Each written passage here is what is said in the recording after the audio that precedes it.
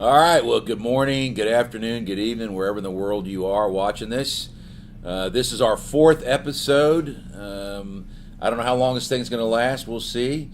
We love doing it. Hopefully, you enjoy checking it out. This is all about answering questions from the field, from soldiers and family members, active, retired, reserve, National Guard. We are in our campaign period, our Army's annual AER campaign. This year, our campaign theme is it's what we do. We support soldiers and their families when they need it most. AER has been around 77 years. We're proud of that. In that time frame, $2 billion in assistance, $1 billion of that since 9/11. You all made that happen. Those dollars all came from you, and we're returning it back to the Army team. A couple key points, and then I'm going to talk to my battle buddy here, Command Sergeant Major retired Charles Durr. AER is part of the Army.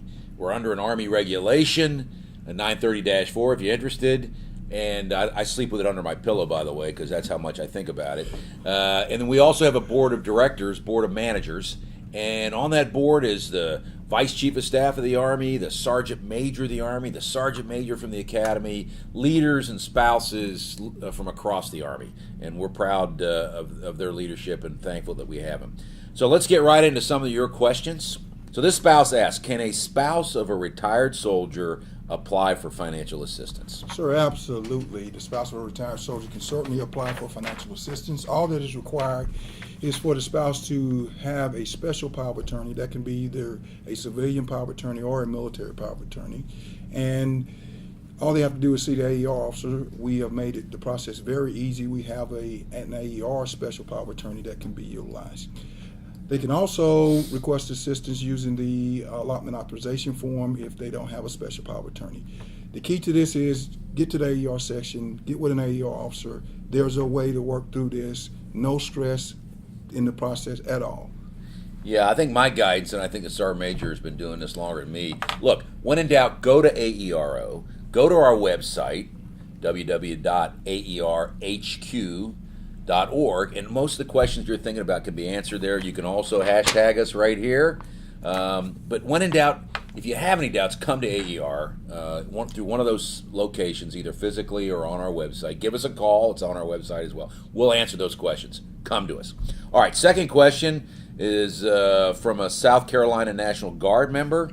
I'm going to expand a little bit on his or her question. It said, is AER available for Army National Guard and Army Reserve members? Absolutely, sir. If the member has been activated to active federal service for 30 or more consecutive days, they are eligible for AER assistance, whether it be due to a unit deployment or if they are on active Guard Reserve tours.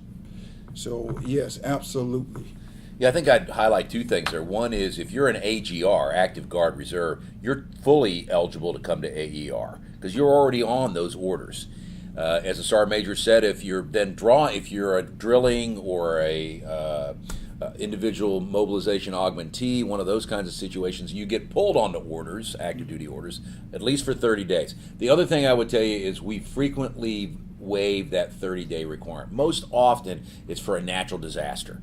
You know, in one of our states, Florida, Texas, with hurricanes, down in Puerto Rico, we have waived this. Last year, we did about $4 million in grants for Reserve and National Guard soldiers who were not on active duty orders, but lost everything in a natural disaster. So we're always there to support the Army team. So unfortunately, sir, those soldiers who are M-Day weekend drilling, those soldiers are not eligible for assistance because they're not on Title 10 orders. In most cases, they would be on Title 32 orders for that weekend period of time, or the 2 weeks when they have annual tours of duty. Absolutely. One last question here. It's from a soldier that served our nation, a retired soldier from Massachusetts, the great state. Why are veterans who have not reached 20 years retirement not eligible for AER? That's kind of a double negative. But are they eligible or aren't they eligible? They're called gray area, right?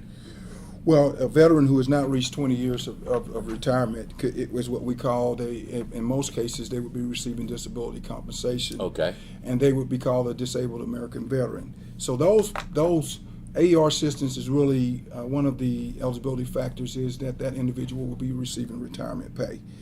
And there's only two types of retirement pay. You either retired for longevity after reaching 20 years of active federal service, or you can be retired medically, whether that's permanently or temporarily on the retirement list. And they are eligible. And they are eligible. Yeah. So one of the questions we frequently get is why is retired pay an eligibility factor? Because it's the only way that AER can administer and collect loan repayments.